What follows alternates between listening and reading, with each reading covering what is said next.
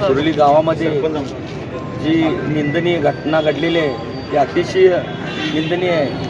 हिंदूच्या 10 मुली यांच्यावर लैंगिक अत्याचार करून ज्या नराधामानं हा प्रकार विकृती केलेला आहे आणि तो स्वतः पोस्ट करतोय की मी असं केलं आहे, म्हणजे स्वतः सांगायला लागला आहे की मी हे कृत्य केलं आहे.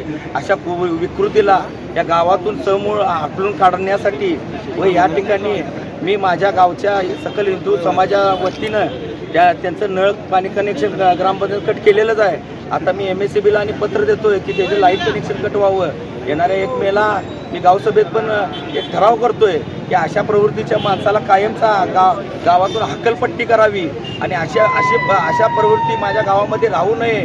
कारण का आमच्या हिंदू ऐक्याच्या मध्ये फूट घालणारी अशी प्रवृत्ती आपल्या गावामध्ये होऊ नये यासाठी मी पोलीस प्रशासनाला पण एक पत्र करतोय की SIT नेमावी आणि ह्याचा तळामुळा पण ज्याचा शेवट कोण आहे, याचा म्होरक्या कोण आहे ह्याची चौकशी होऊन त्यालाही अटक व्हावी आणि महाराष्ट्रामध्ये ही घडत असलेल्या प्रवृत्तीच्या या समूळ उपडून काढावं.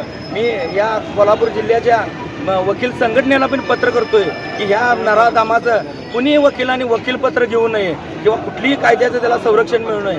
त्याला मिळणाऱ्या शासनाच्या ज्या सुविधा आहेत त्या ताबडतोब या ठिकाणी कॅन्सल करून मी आमचे नेते आदरणीय अमल माडके साहेबांनाही पत्र केले की CM साहेबांची बैठक घेऊन ह्याचा लवकरात लवकर ह्याचा शोध लावून ह्याला जास्तीत जास्त कडक शिक्षा व्हावी आणि ह्याचा कायमचा बंदोबस्त व्हावा.